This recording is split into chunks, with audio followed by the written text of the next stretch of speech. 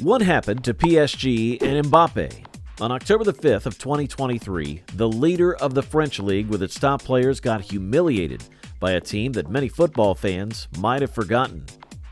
That English club had not won a game in the Champions League for more than 2 decades and gave PSG their biggest defeat in the competition.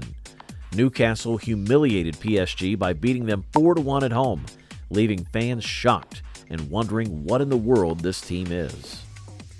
Newcastle is a club that suffered a decline for more than a decade. The club used to have players like Alan Shearer, who is the all-time leading goal scorer in the English Premier League. Unlike PSG, the club was bought recently by the Saudis, and that helped the club with buying important players like Tonali. Newcastle is currently coached by Eddie Howe, who is a former player. Eddie is doing such a good job with Newcastle that he is considered by many specialists as the best English coach at the moment. After the special night Newcastle had, you can understand why.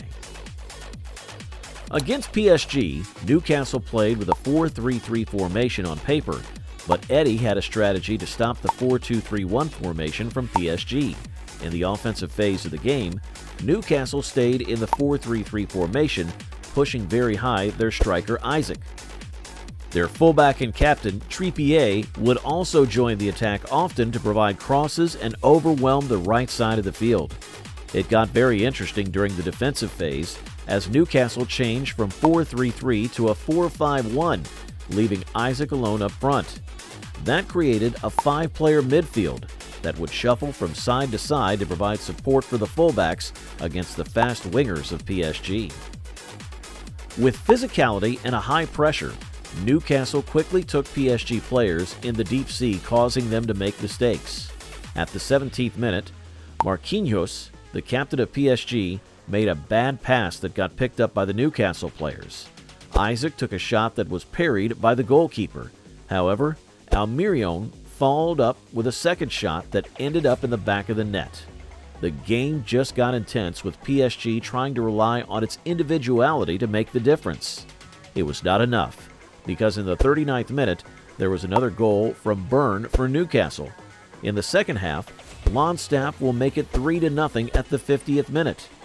PSG finally woke up and scored in the 56th minute to make it 3-1, and both teams battled it out until the 91st minute, when Schär, a Newcastle defender, scored the last goal of the night. A beautiful stunner that left the Parisian goalkeeper hopeless even at full stretch.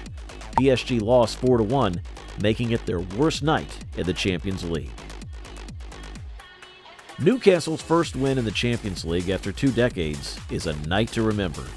PSG was so dominated that their goal scorer, Mbappe, did not take a shot until after the 70th minute, which was his only shot in the whole game.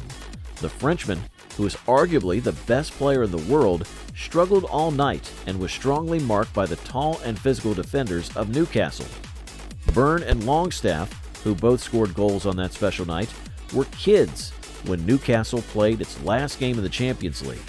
20 years later, these 2 local kids got the chance to score goals for their team and create a beautiful story that we hope will last for a long time. With PSG now second in the group of death, with Milan and Dortmund right behind them, are they going to qualify for the next stage? Or will we see Mbappe play in the Europa League?